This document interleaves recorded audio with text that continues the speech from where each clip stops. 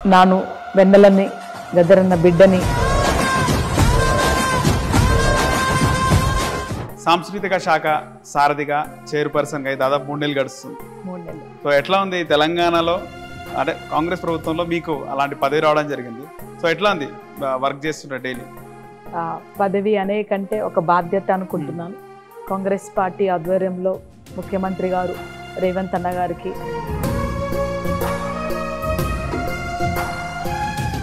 Daily 36 lakhs women bus journey చేస్తారు all over Telangana. 36 లక్షల మహిళలు ప్రతిరోజు ఓన్లీ బస్సే ఫ్రీ ఇవ్వలేదు.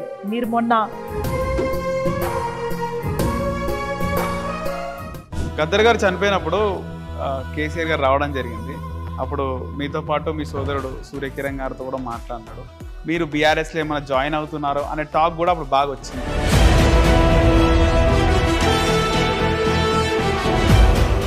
పవన్ కళ్యాణ్ గారు కూడా బాగా క్లోజ్ ఉంటాయి గద్దర్ గారికి. బీజేపీ అభ్యర్థి ప్రచారానికి అక్కడ గద్దర్ కూతురు ఉందనే ఉద్దేశంతోనే పవన్ కళ్యాణ్ రాలేదు.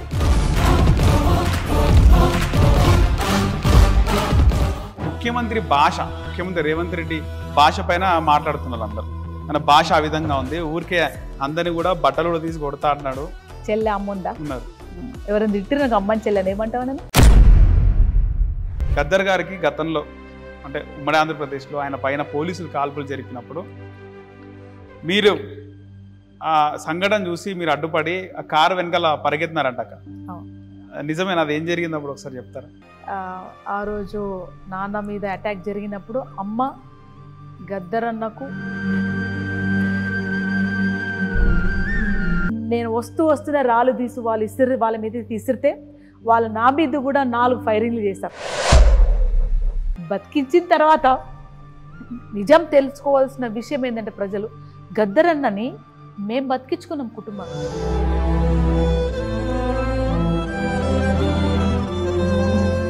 నమస్తే, వెల్కమ్ టు హిట్ టీవీ. నా పేరు నరేష్. ఈరోజు మన గెస్ట్ తెలంగాణ సాంస్కృతిక సారథి చైర్పర్సన్ ప్రజాయుద్ధం ఒక గద్దర్ గారి కుమార్తె వెన్నెల గద్దర్ గారు ఉన్నారు. మాట్లాడదాం. అక్క నమస్తే. నమస్తే. సో మీరు సాంస్కృతిక శాఖ సారథిగా చైర్పర్సన్గా దాదాపు 3 నెలలు గడుస్తుంది.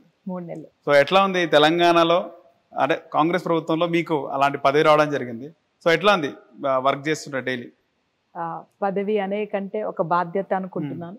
కాంగ్రెస్ పార్టీ ఆధ్వర్యంలో ముఖ్యమంత్రి గారు రేవంత్ అన్న గారికి, ఉప ముఖ్యమంత్రి గారు బట్టి విక్రమార్క గారికి, అట్లాగే మొత్తం మన మంత్రి వర్గానికి అందరికీ నేను ధన్యవాదాలు తెలియజేసుకుంటున్నాను.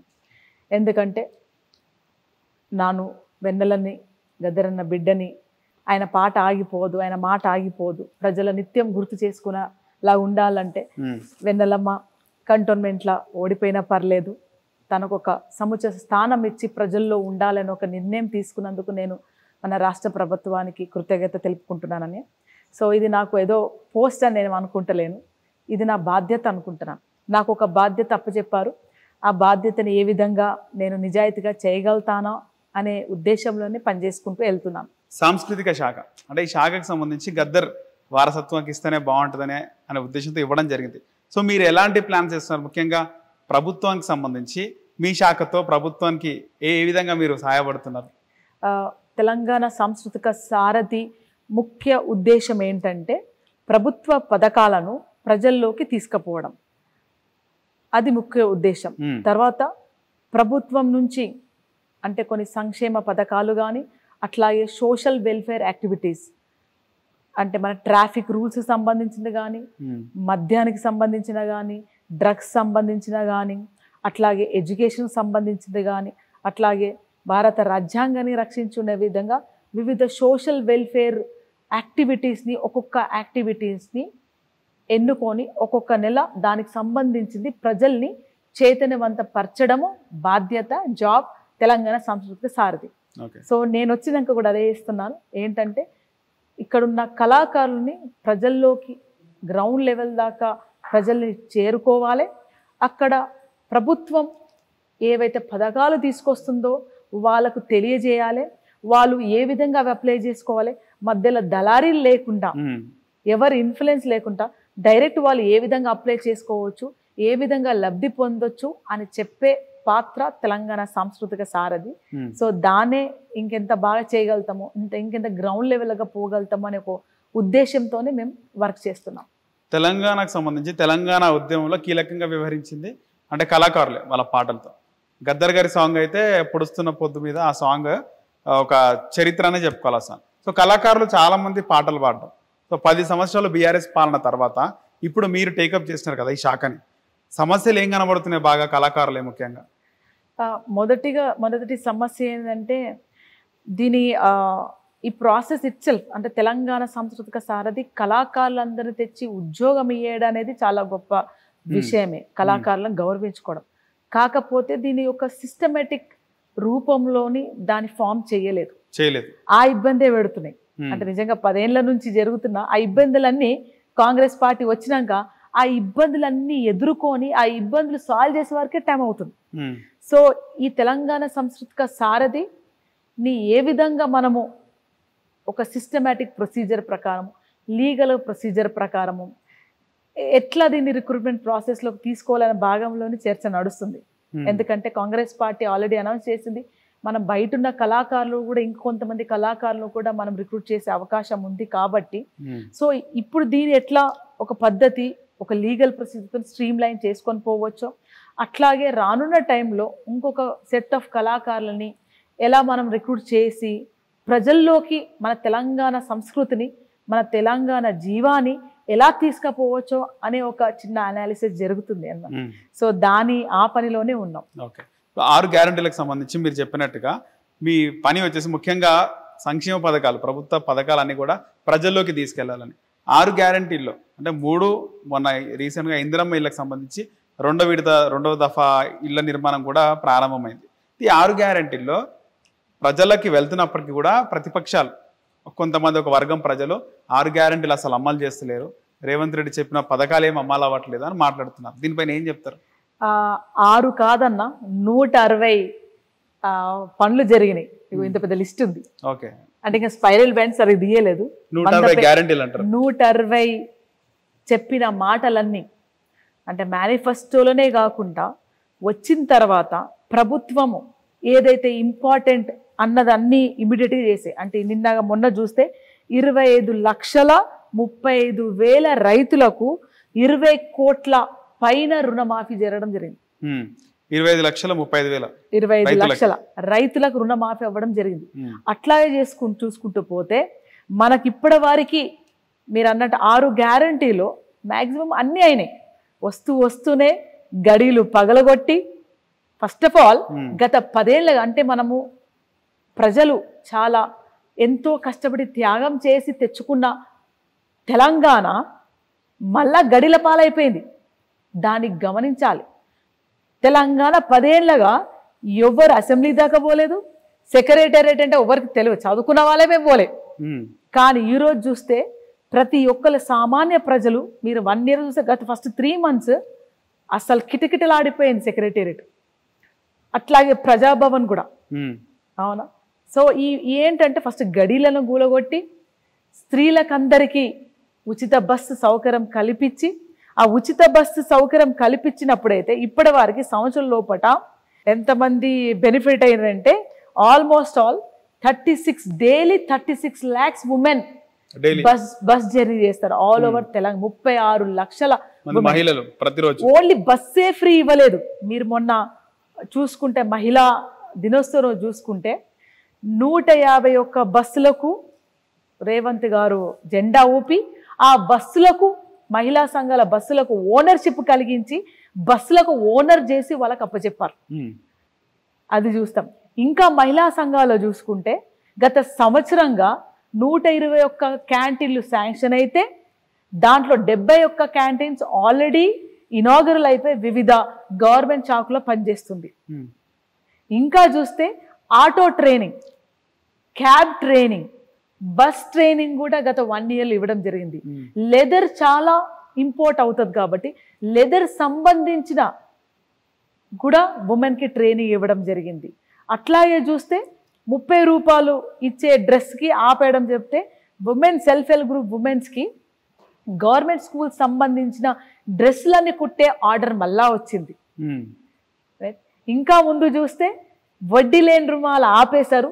0% వడ్డీ లేకుండా రుణాలు ఇవ్వడానికి స్టార్ట్ అయింది. వడ్డీ లేకుండా రుణమే కాదు, మన తెలంగాణలో రైట్ మన స్త్రీలను 1 కోటి మంది స్త్రీలను కోటీశ్వరులు చేయాలని, వాళ్ళని ఆంటర్ప్రినర్స్ బిజినెస్ పర్సన్గా చేయాలని, వాళ్ళు ఎవరైతే సొంతంగా బిజినెస్ చేస్తూ ఉత్పత్తి చేస్తున్న వస్తువులని శిల్పారాంలో 106 స్టాల్స్ స్పెషల్గా కేటాయించి వాళ్ళకి స్టాల్స్ ఓపెన్ చేయడం జరిగింది. దాని పక్కనే ఉన్న ల్యాండ్ని కూడా కేటాయించి ఆ ల్యాండ్ వీళ్ళు డైరెక్ట్గా సేల్ చేయడానికి ఒక మార్కెట్తో కంపీట్ కావడానికి వాళ్ళకి ఇవ్వడం జరిగింది. అలా చెప్పుకుంటూ పోతూ ఉంటే ఇంకా పెద్ద లిస్టే ఉంటుంది, మీరు 1 గంట కూర్చోవలసి వస్తుంది. ఓకే, కానీ ఎందుకు చెప్పుకోవడంలో ఫెయిల్ అవుతుందా కాంగ్రెస్ అంటే పని చేస్తున్నాం కదన్నా. ఇప్పుడు నేనే మీరు చెప్పిన వాస్తవాలన్నీ కూడా ప్రజల్లో లేవు. అదే అందరు కూడా మహిళలకు మీరు అన్నట్టు ఉచిత బస్సు ఇస్తున్నారు, ఇచ్చిన దాని గురించి మాట్లాడతలేరు.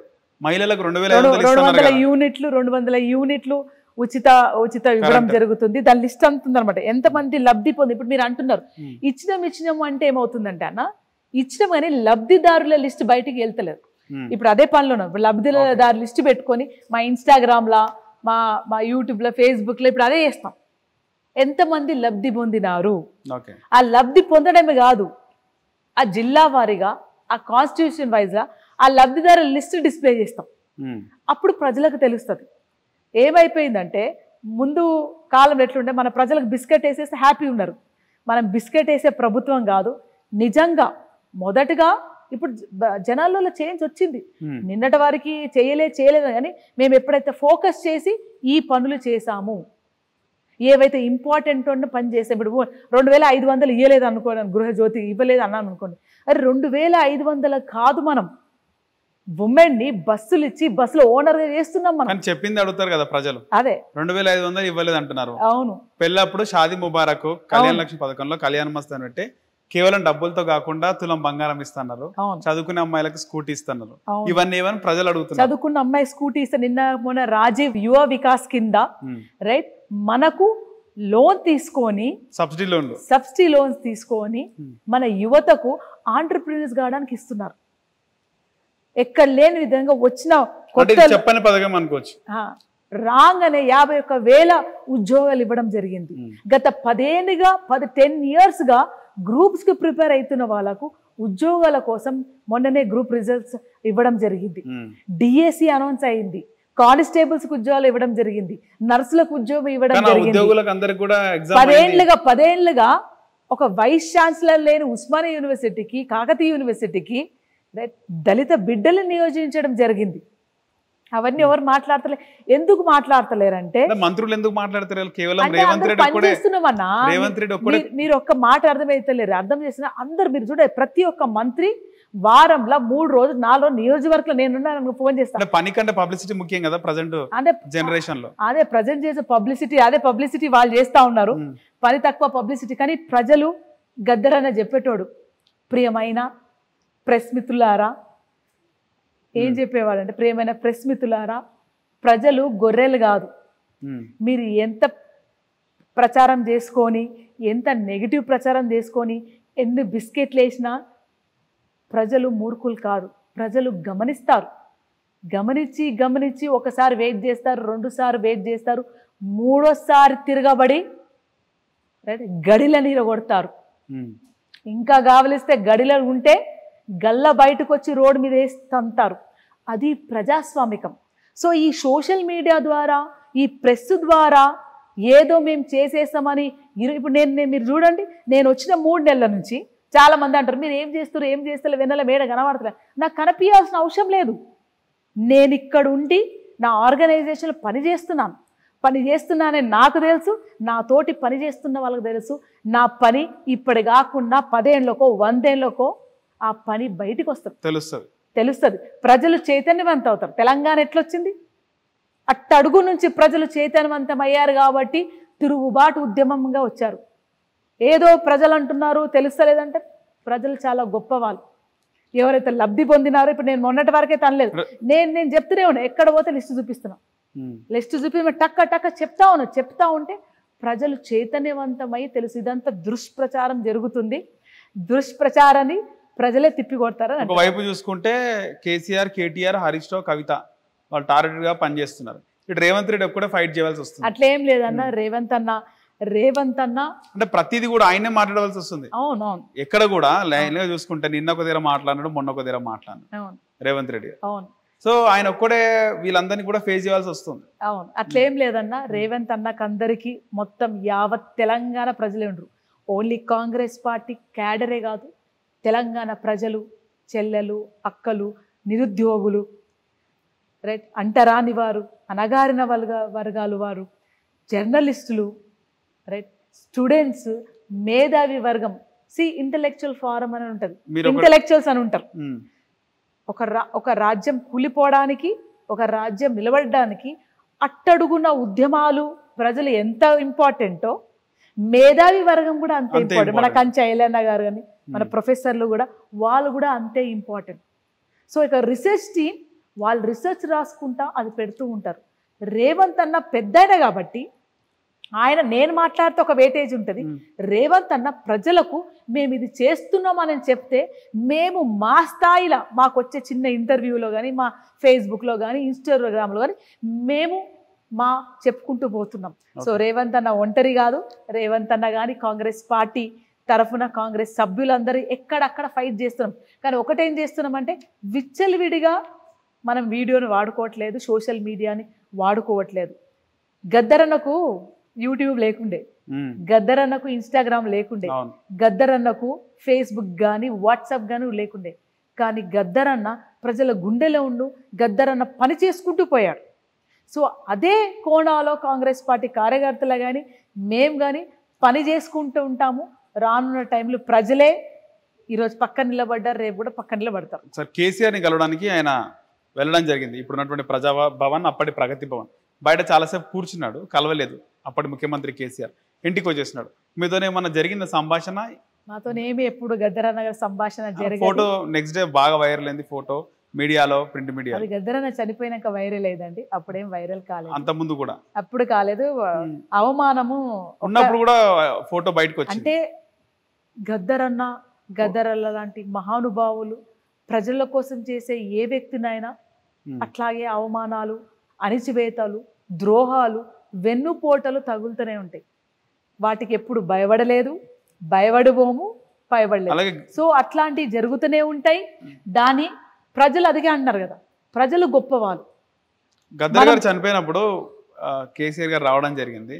అప్పుడు మీతో పాటు మీ సోదరుడు సూర్యకిరణ్ గారితో కూడా మాట్లాడినాడు. మీరు బీఆర్ఎస్లో ఏమైనా జాయిన్ అవుతున్నారో అనే టాక్ కూడా అప్పుడు బాగా వచ్చింది. అలా ఏమైనా జరిగిందా? ఏం మాట్లాడినారు కేసీఆర్ గారు? ఏం మాట్లాడలేదు. నమస్తే పెడితే నమస్తే పెట్టాం. మేము కూడా ఆయనను గౌరవించాం, రైట్. ఎందుకంటే గౌరవం ఎవరు వచ్చినా సరే గౌరవించాల్సిన సంస్కృతి మనది. సో మనం ఆయనను కూడా గౌరవించాం, ఆయన కూడా నమస్తే పెట్టారు, పెట్టి వెళ్ళిపోయారు అంతే. అంతే. తర్వాత మీకు టచ్లోకి రావడం కానీ, పార్టీలోకి ఆహ్వానించడం కానీ. తర్వాత రేవంత్ రెడ్డి గారు ముందు నుంచి కూడా ఆయన ఎంపీగా గెలవంగానే నాకు బాగా గుర్తుంది, 2019 మే 24-25 ఉంటుంది ఆ రోజు డేటు. రేవంత్ రెడ్డి గారు ఎంపీగా గెలిచారు, మల్కాజ్గిరి ఎంపీగా. మొదటిగా గెలవగానే నాన్నగారి గద్దర్ గారి దగ్గరికి వచ్చినారు.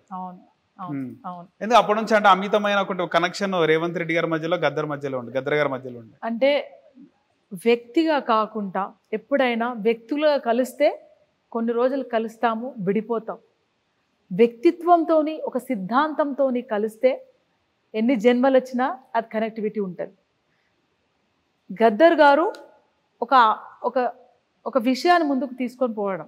ఏ విషయం అంటే భారత రాజ్యాంగాన్ని రక్షించుకోవడము, ఓటు హక్కుని విప్లవాన్ని తీసుకొని రావాలని 2015 నుంచే భారత రాజ్యాంగాన్ని పట్టుకొని ప్రతి ఒక్క గడపకు, ప్రతి ఒక్క మేధావింటికి, ప్రతి ఒక్క పొలిటికల్ లీడర్ దగ్గరికి, ప్రతి ఒక్కరి దగ్గరికి తిరిగి తిరిగి తిరిగి తిరిగి కాంగ్రెస్ పార్టీకి కూడా అట్లాగే రిప్రజెంటేషన్ ఇస్తే, సో భారత రాజ్యాంగాన్ని తమ గుండెల మీద, తమ భుజాల మీద మోసుకొని పైస్తున్న కాంగ్రెస్ పార్టీకి సపోర్ట్ చేస్తూ, అదే టైంలో మనకు రేవంత్ అన్న కలవడం, పట్టన్న కలవడం, వాళ్ళకు కూడా భారత రాజ్యాంగం గురించి చెప్తూ వాళ్ళకు కూడా చైతన్యవంత పరుస్తూ ముందుకొచ్చారు. కాబట్టి ఎన్నోసార్లు చెప్పారు, నేను ఎప్పుడైతే ఈ నిరంకుశిత పాలనకు బాధపడ్డానో అప్పుడు గద్దరన్న దగ్గర పోతే నాకు చాలా ధైర్యం వచ్చేది.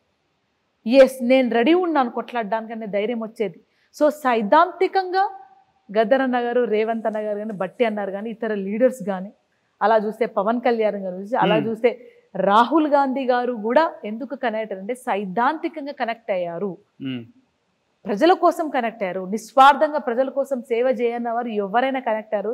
ఆ విధంగా ఆ ప్రేమనే, ఆ కనెక్టివిటీయే ఈరోజు నేను ఈరోజు కూర్చొని మాట్లాడగలుగుతున్నానంటే అదే గద్దరన్న మాట ఆగొద్దు.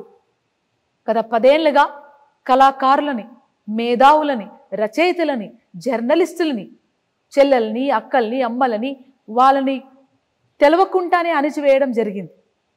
ఒక స్టూడెంట్గా చెప్తున్నాను, ఒక ఉద్యోగం లేదు, రైట్? ఎంతో కష్టపడి పిహెచ్డి చేసి ఏజ్ అయిపోయింది. పిహెచ్డి కష్టపడి చేసి ఉస్మానియాలో ఉద్యోగాలు రాక ఇక్కడెక్కడో చిన్న చిత్గా పనిచేస్తున్నారు. అట్లా అణిచివేతకు గురైన ప్రజలందరూ గమనించి దాన్ని ఎదుర్కొని ముందుకెళ్తున్నారని. పవన్ కళ్యాణ్ గారు కూడా బాగా క్లోజ్ ఉంటాయి గద్దర్ గారికి.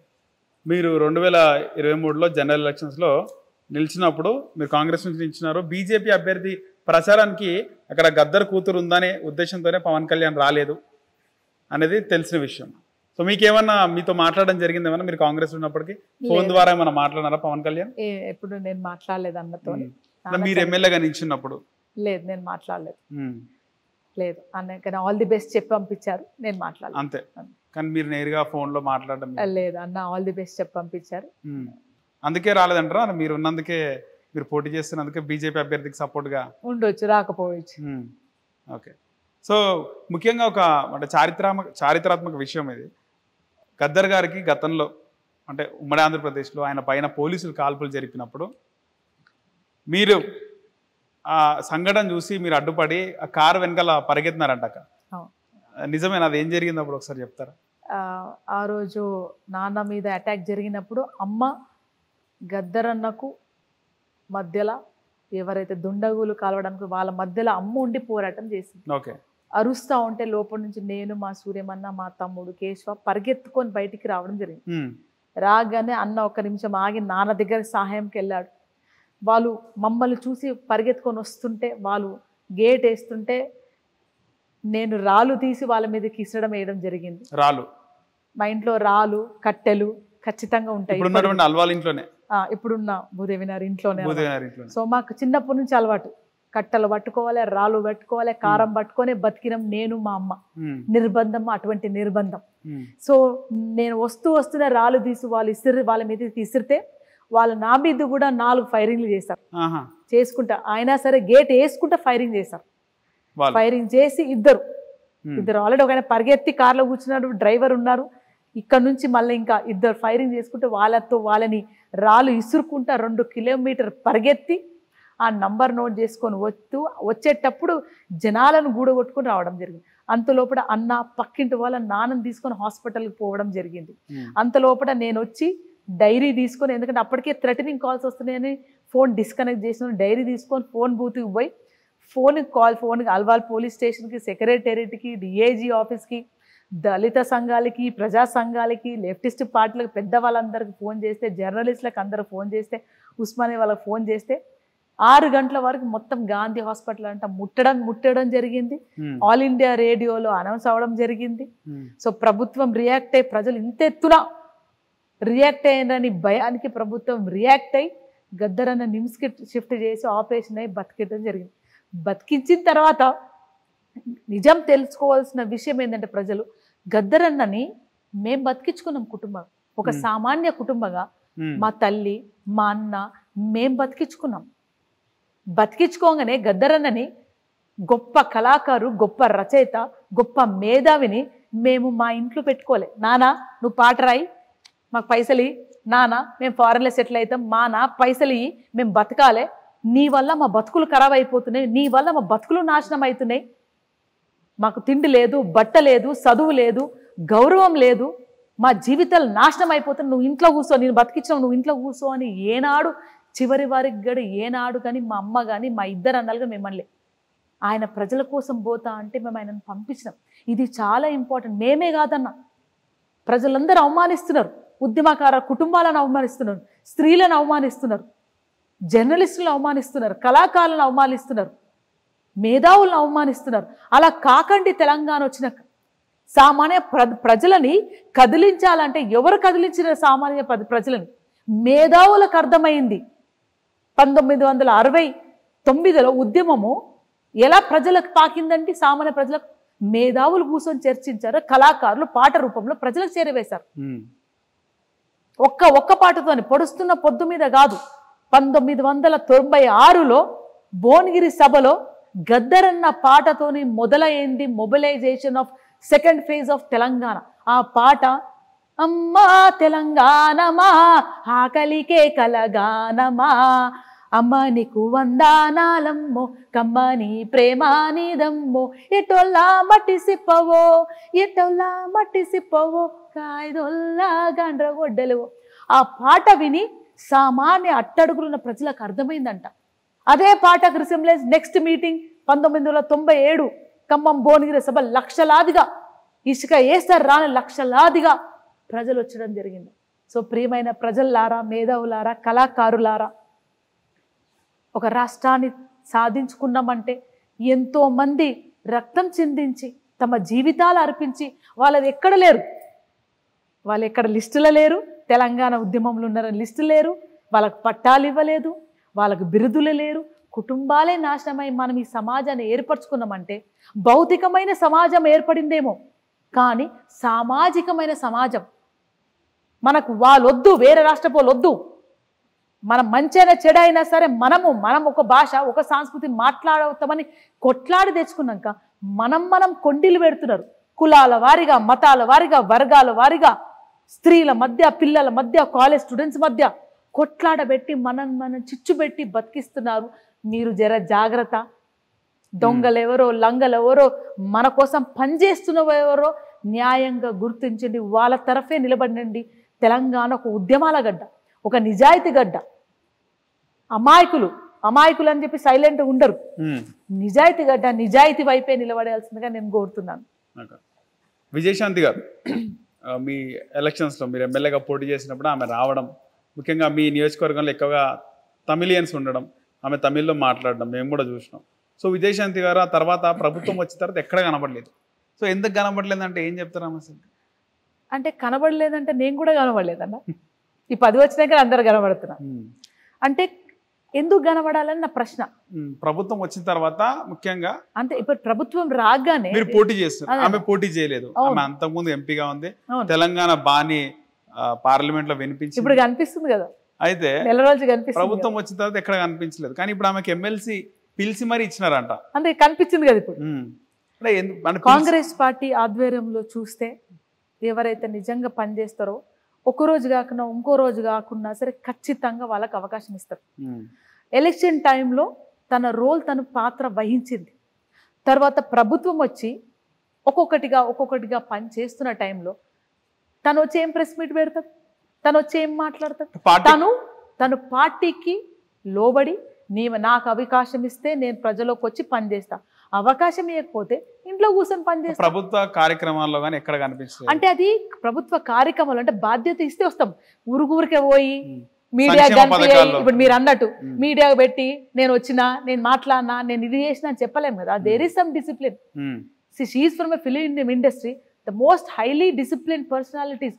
ఆ స్థాయికి వచ్చిందంటే ద వే ఆఫ్ డిసిప్లిన్. రాలేదా, రానివ్వలేదా, గవర్నమెంట్ వచ్చింది కదా ఆమెతో ఏం పని? అట్లేం లేదండి. కాంగ్రెస్ పార్టీ ఆధ్వర్యంలో, రేవంత్ అన్న గారి ఆధ్వర్యంలో అన్నగారికి తెలుసు ఎవరు పని చేస్తారు, ఎవరు పని చేయరని తెలుసు.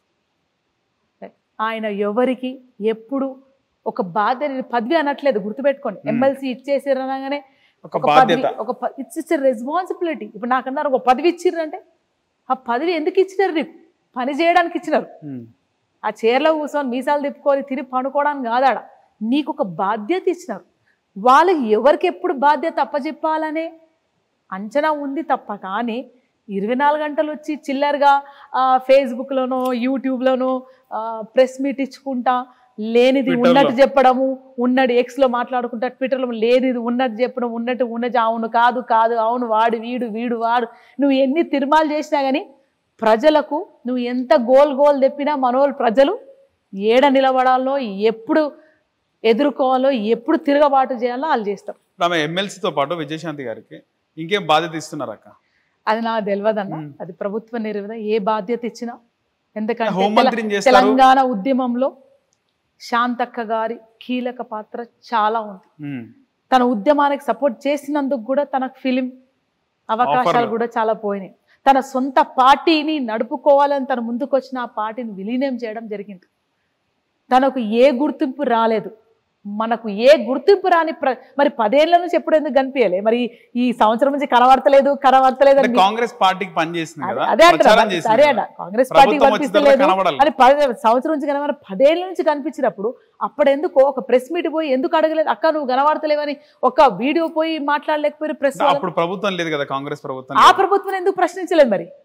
అంటే ఇప్పుడు కాంగ్రెస్ ప్రభుత్వం. అదే అన్న, నేను అదే అంటున్నా, ఆ ప్రభుత్వం ఎందుకో ప్రశ్నించలేదు మరి? అంటే అప్పుడు కాంగ్రెస్ లో లేదు, అప్పుడు కాంగ్రెస్ లో ఉంది కదా, బీఆర్ఎస్ ప్రభుత్వం కదా. మొదట బీఆర్ఎస్ లోనే ఉండే కదా అక్క. లేదు, బీఆర్ఎస్ లో వచ్చేసింది కదా. 2014లో ఆమె మెదక్ ఎమ్మెల్యేగా పోటీ చేసింది కాంగ్రెస్ నుంచి. తర్వాత ఓలే బీఆర్ఎస్.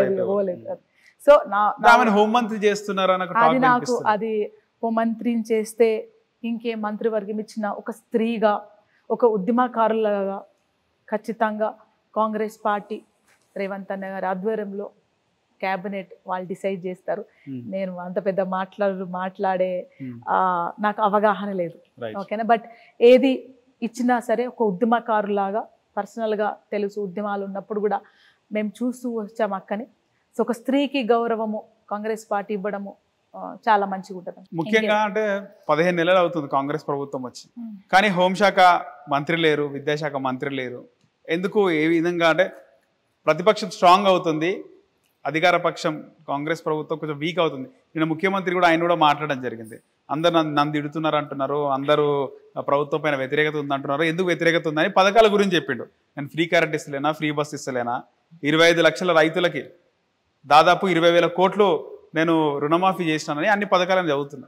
ఈ టైంలో ఎందుకు ఈ హోంశాఖ మంత్రి కానీ విద్యాశాఖ మంత్రిని ఎందుకు భర్తీ చేయట్లేదు?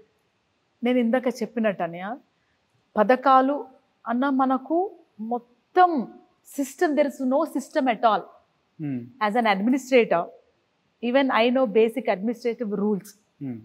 ఏదో గదన బిడ్డకి ఇచ్చి నువ్వు కూసబెట్టి ఇచ్చింది అన్నది కాదు.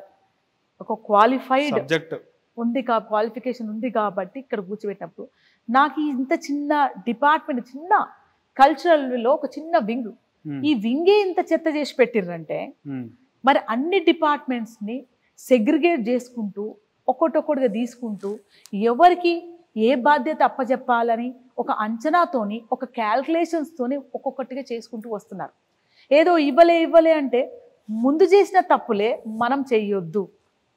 ఏది మనము లాంగ్ టర్మ్లో చూసుకుంటూ పోతే ఏది చేస్తే ప్రజలకు మంచిది, ఏది చేస్తే తెలంగాణ ప్రజలకు మంచిది, ఏది చేస్తే ఏ తెలంగాణ ప్రజలు ఊహాలోకంలో మభ్యలో ఫాల్స్ లైఫ్లో బతుకుతుండ్రో వాళ్ళని భూమి మీదకి తీసుకొచ్చి అరే ఇదిరా మన బతుకు, మన బతుకులు ఎట్టుపోతున్నాయి, మన పిల్లల బతుకులు ఎత్తుపోతున్నాయి, మనం ఎందుకు కోసం కొట్లాడాలి అని తెలవాలంటే దానికి ఇందాక అన్నట్టు ఎందుకు ముందు ఇవ్వలేదు 1 year నుంచి లేదు, ఇస్తారు.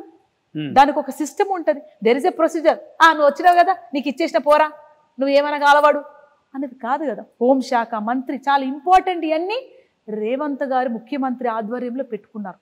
దాన్ని ఎప్పుడు ఎవరికి ఎట్లా బాధ్యత అప్పచెప్పాలో వాళ్ళకు ఒక ప్లాన్ ఆఫ్ యాక్షన్ ఉంటుంది, ఒక పద్ధతి ఉంటుంది. ఆ ప్లాన్ ఆఫ్ యాక్షన్స్ అన్ని ప్రజలకు మంచి చేయాలనే తప్ప ఇంకేముంటుంది చెప్పండి. ప్రజలు ఎన్నుకున్న ప్రభుత్వం, ప్రజల కోసమే నిఖచ్చితంగా పనిచేయాలన్న ప్రభుత్వం. It is a challenge for us. మొత్తం ఏమి లేదు, నువ్వు వచ్చి కూర్చొని నాకు చేయి పెడతాడే ఫస్ట్ నాకు సగ పెట్టుకొని. ఎమ్మెల్సీ కవిత ఆమె మన కౌన్సిల్లో మాట్లాడడం జరిగింది. గవర్నమెంట్ కళ్యాణ లక్ష్మిలో భాగంగా తులం బంగారం ఇస్తున్నారు, ఏమైందని అడిగింది ఒకటి. రెండోది ఆసరా పెన్షన్లు సంబంధించి 2,000 4,000 చేస్తున్నారు, ఇంకా చేయలేదు అని అడుగుతుంది. ఏమంటారు? ప్రియమైన కవితక్క అన్ని చేస్తాం, ఇంకా అంటే ఖజానా కాలు పెట్టిరు కదా. మనం కూడా దాన్ని ఏ విధంగా ఇన్కమ్ జనరేషన్స్లో ఫస్ట్ పెట్టి ఇప్పుడు మీరు అన్న టూరిజంని డెవలప్ చేయాలి. అట్లాగే చేస్తే అన్ని డ్యామ్స్ ఏవైతే మనము నిర్వీర్యం అయిపోయినాయో పని చేయట్లో డ్యామ్స్ సో ప్రాజెక్ట్స్ మీద పెట్టుకుంటే వచ్చి 1 year అవుతుందన్న. See my question is it's 1 year.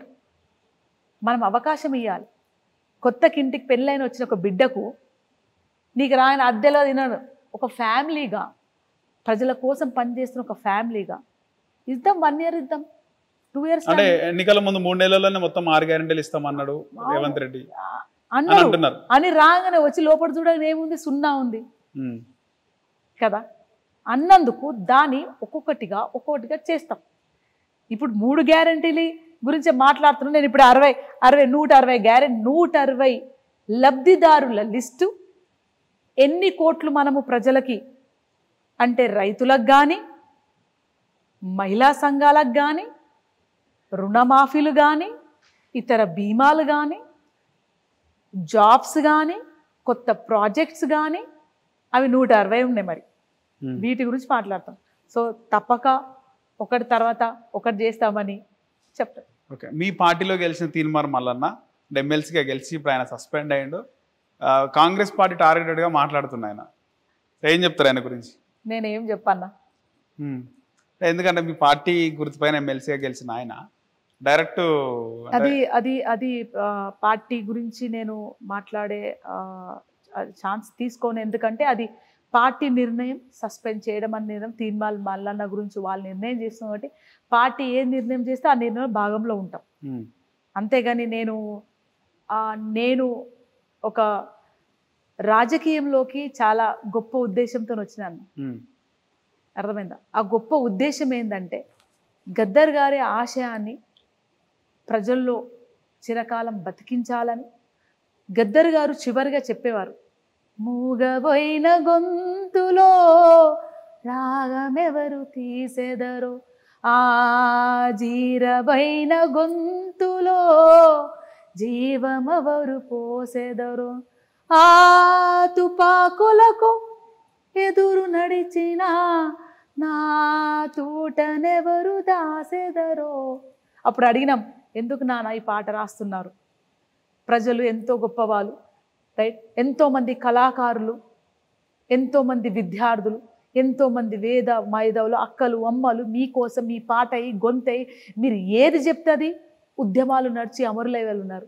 ఎందుకలా నాన్న అలా రాస్తున్నారంటే, బిడ్డ రాయాల బిడ్డ, నేను రేపు లేని టైంలో ఈ పాట వాళ్ళకు గుర్తు చేస్తుంది, వాళ్ళని చైతన్యవంతపరుస్తుంది.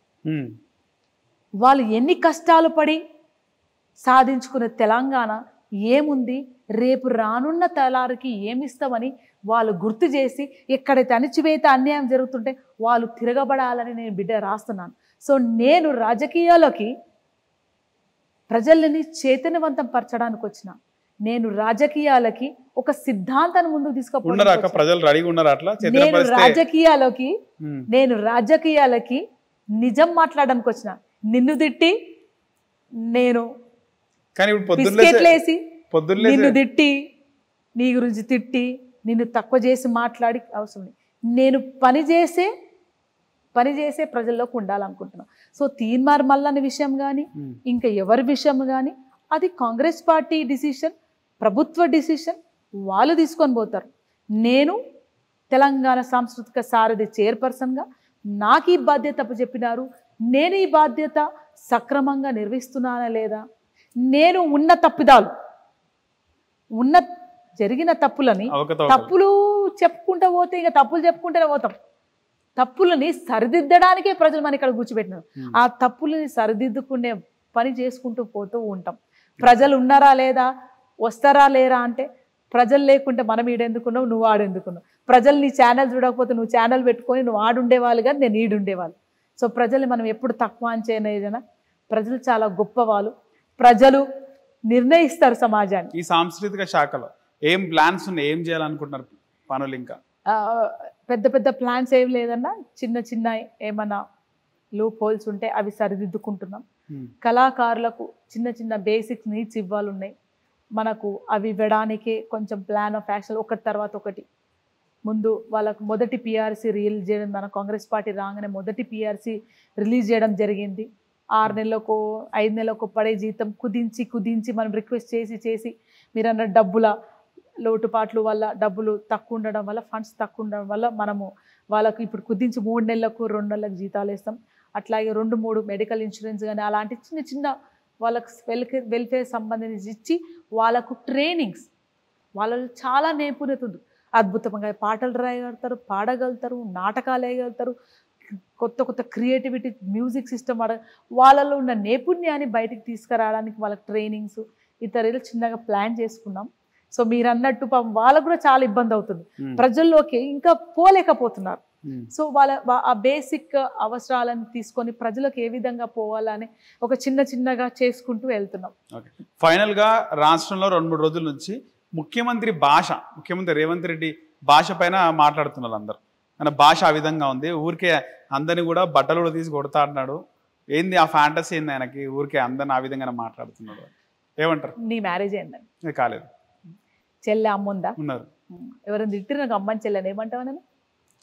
ఓకే, అది కాకుండా వెరీ సింపుల్ అన్న. అంటే ఎంత పెద్ద స్థాయిలో ఉన్నా కానీ తమ కుటుంబాన్ని ఎవరంటే అంటే అంత ఎమోషనల్ అవుతామన్నా, అయితే ఖచ్చితంగా ఎమోషనల్ అవుతామన్నా. అన్న ఆ వ్యక్తి మాట్లాడుతున్నారంటే, ఆ స్థాయిలో ఉండి మాట్లాడుతున్నారంటే ఎంత మనసు బాధపడి మాట్లాడుతున్నారని చూడండి. మీరు కూడా ఒక జర్నలిస్టులుగా మేధావులుగా అదెందుకు మాట్లాడుతున్నారన్న? నిన్న నా దగ్గర ఒక ఇష్యూ వచ్చింది. 2021లో ఆ అమ్మాయికి బీసీ వెల్ఫేర్ నుంచి ఫండ్ రావాలి, అప్పుడు కాలేజ్లో ఫీజు కట్టాలి. అది ఎందుకు రిలీజ్ చేయలేదన్న? 2021 ఏ ప్రభుత్వం ఉంది? మరి దాని గురించి మీరు ఎందుకు ప్రశ్నించారన్న? ఇన్ని పథకాలు చేస్తున్నారు కదా, ఆ పథకాల మీద మాట్లాడండి. మీరు భావజాలన దూషజాలన మాట్లాడుతున్నారు కదా, రైట్? తను ఒక్కరు కాదన్న, మీరు అసెంబ్లీలో చూడండి, అసలు ఈ బూతులు మాట్లాడే పరంపర, ఎదుటి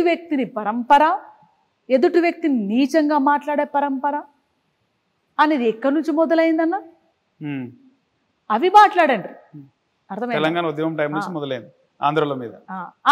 అదే కంట్రీ ఆంధ్రల మీద అయింది కదా, ఇక మనోళ్ళ మీద మొదలవుతుందా? అంటే నువ్వు ఒక తిట్టేస్తే ఒక బూత్ మాట్లాడే రీసెంట్ గా జరిగిన ఇష్యూ కాకుండా గతంలో చాలా సార్లు హరీష్ రావు గారు ఏమంటారంటే, I request you, Harish Rao గారు ఏం మాట్లాడినారో, కేసీఆర్ కేటీఆర్ ఏం మాట్లాడినారో, రేవంత్ ఏది మాట్లాడినో ఈజ్ నాట్ ఇంపార్టెంట్. మీరు as an journalist do a research. మీరు నా దగ్గర రావద్దు, నా ఇంటర్వ్యూలు తీసుకోవద్దు. ఇప్పుడు నిజంగా నువ్వు ప్రజల కోసం, సంక్షేమం కోసం నీ హిట్ టీవీ మాట్లాడాలనుకుంటే నాతో పాటు పల్లెకు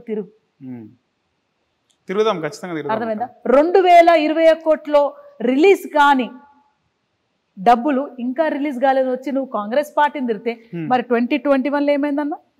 108లో ఏమైనాయి అన్న? రైట్, 108 దానికి బకాయిలు కట్టకపోతే ఇప్పుడు బకాయిలు కట్టి ఈ ప్రభుత్వంలో 213గా అంబులెన్స్ రిలీజ్ అయినాయి కదా. ఎంత ఎమర్జెన్సీ!